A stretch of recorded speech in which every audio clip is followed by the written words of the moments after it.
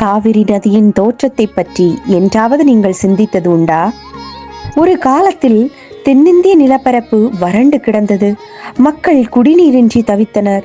இதை கண்ட அகத்திய முனிவர் பிரம்மதேவரை வேண்டி கங்கை நதியின் புனித நீரை தனது கமண்டலத்தில் சேகரித்து தென்னிந்தியாவிற்கு பயணித்தார். அகத்தியர் நீர் இருந்த இடத்தை தேடி நடந்து வந்தபோது அவர் ஒரு வறண்ட மலைப்பகுதியில் ஓய்வெடுக்க அமர்ந்தார்.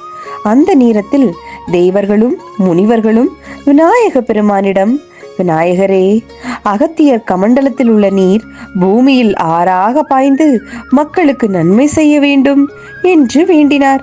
அவர்களின் கோரிக்கையை ஏற்றுக்கொண்ட விநாயகர் ஒரு காகத்தின் வடிவம் எடுத்து அகத்தியரின் கமண்டலத்தின் மேல் அமர்ந்தார்.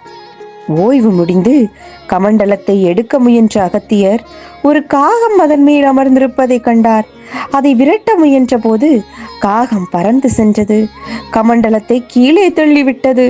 கமண்டலம் சரிந்து அதிலிருந்த நீர் அனைத்தும் ஒரு சிறிய நீரோடையாக பாயத் தொடங்கியது. இதுவே பிற்காலத்தில் காவிரி நதியாக உருவானது.